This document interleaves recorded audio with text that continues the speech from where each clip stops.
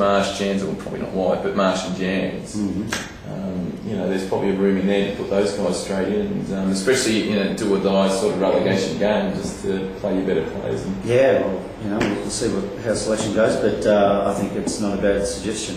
The Fourths had a good win. Desi, 7 for 60. Oh, sorry, beg your pardon. A&A, 3 for 160 with Paul McNulty, 53 not out, and Des Falconer, 39. Tim Wright, 30. And in reply, Kingston Heath, I think, were all out 7 for 64, 7 for 65 after their 38 overs. The Fours and the Four? The Fourths are in the Four, and the Thirds are just out by a game. But yeah, look, that's encouraging. But the Fourths are definitely in the Four. And the Fifths had a win as well, where A&A, I think they made 160 or something like that. And in reply, the opposition being Dingley, were all out for about 30 or 40. And that was on the back of Alex Pelly taking 7 for 18. He's a leg spinner, isn't he? Yeah, that's right. So 17 years old. So that's good. That's great for the club. It's good for him, and you know, it'll give him. For Australian cricketers, we're looking for leg spinners. So. That's right. Those that can actually fly it and turn it. But yeah, look, he you know, he's a project player, and that'll give him great confidence moving forward. So that's great. So that's A&A, and as I say, the Thirds and Fourths are probably most likely, and maybe even the Fifths are having a late run as well. So the kids play or not? No. A few kids play. No. Kids are back this Saturday. So moving along this Shield, and you know, we spoke about A&A versus West Bentley. Just one thing with West Bentley. Geez, just because we've always had tough games against them since they've been. I think we've probably lost one game to them since they've come back in the long. Which was the first year we've won every other game, but. Just they've always had that same team, you know. They've always had you know, the three Reeds. They've always had guys like Casey at home. It was just a totally different outfit. Yeah, and you can see why they're 1 and 6 because they don't have those players. Yeah. Like both Ant Reed due to work. Carl was in Byron Bay. Casey wasn't playing, so they've lost Con, which we'll get to as well. But even that big Tim Moore or whatever, he was a very good cricketer. But you can just the bowling attack and Biggs in that batted really well because Mark Reed bowled really well. But you take Mark Reed out of that team, and it was I reckon it was a very low par attack that would be struggling in Woolnow Shields, to be honest. Well, that's why they're 1 and 6, and all they need is just a bit more commitment from their senior players, and really it's just Chopper and Jack at the moment are holding forward. I think there's well, because Anthony Reed hasn't played well, he's not. He's got work. I don't know what Carl's on. I think that Silver didn't play, but the depth obviously just. But that time of the year, first game, it happens. It was good to get them running. Yeah, first game. Absolutely. Well, we just missed out on playing first game. Yeah, we would probably been confident at that stage, but also after Christmas as well. But anyway, so moving on to Kingston Heath versus Amiga. This is a really tight game.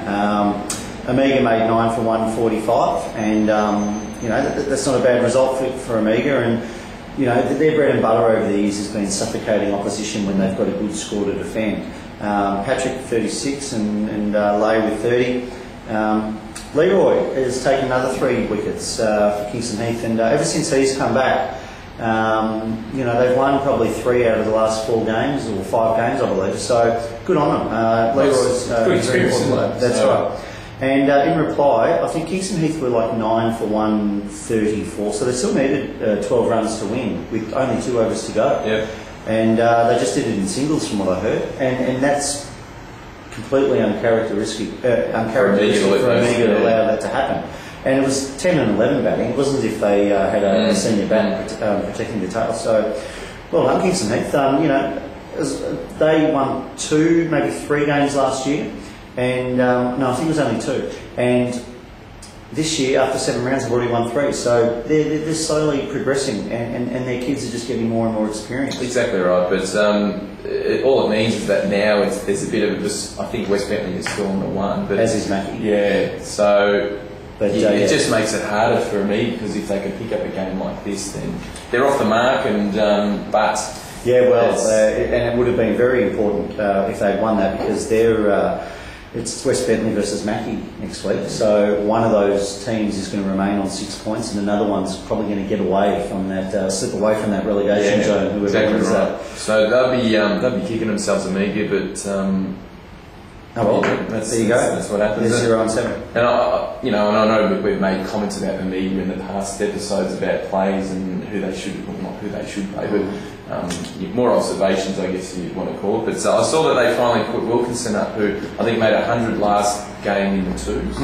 And we'd always been saying, well, the guy's made a lot of runs while he's been playing his captain twos, and he finally came in and made a duck like me. But at least they've made that, step. Yeah, I think they were very headstrong about not playing him in the ones because he couldn't train 2 days a week. Well, I think it's getting into crunch time, so they've had to compromise. What are you going to do when you're sitting, when you're facing relegation? In Woolnow, your ones are in Woolnow because the guy can't. Anyway, so one of the biggest shocks of the season has been Carnegie South's performance against Hampton Central on Saturday. Carnegie South, and everyone's known that Carnegie South are probably a stronger side when it comes to one-day cricket, and they've come up against Hampton Central, and Carnegie South all out for 41.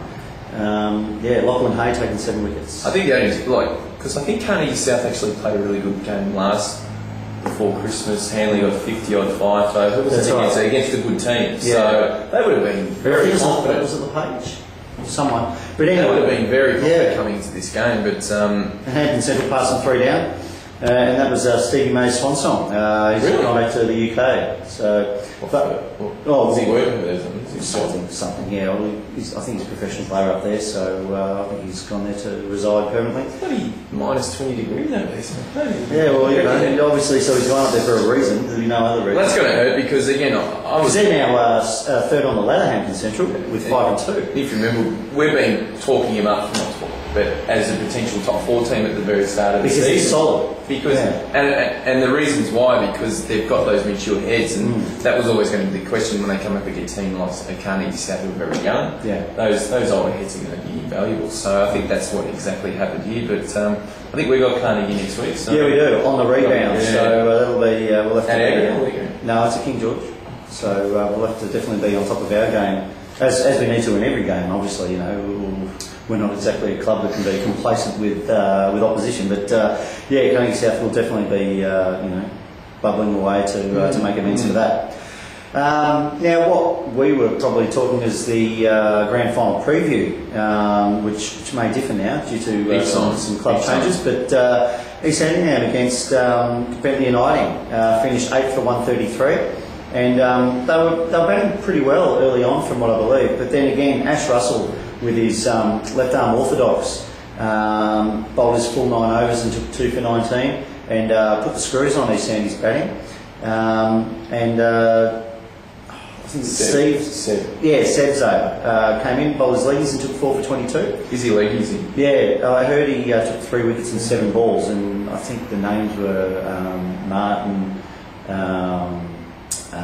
Manders and I think Duddy even. So well, there you go. And in reply, Bentley Uniting 4 down with Brett Turner making 63 and Simon Richards 33. Cheap, yeah. No, I'm not going to take that any further. But look, it's I haven't seen the list for East Andy, so I don't know who was playing and who wasn't. But I think Danny Corp played. Which is he did. For them. So I mean, they're going to all of a sudden they'll get another 6 games or 3 or 4 games before finals. So, but they did it pretty comfortably, Bentley Uniting in the end, didn't they? So it makes for an interesting final series. But they're in the top 4. East Andy. East Andy are 5th now, so they're snuck out of the 4, which is interesting. And they've got to meet you this week, so put your house on them for that. Yeah, so that's. And so moving to the next game, Elwood rolled to Page Park for 106 with Sosnek. Yeah, I think I've been told that's how it's pronounced correctly. 32, and Steve McConkey was in Byron Bay as well, just on holiday, and they definitely missed him. And well, it just shows that maybe Elwood aren't travelling as well as what we all think, because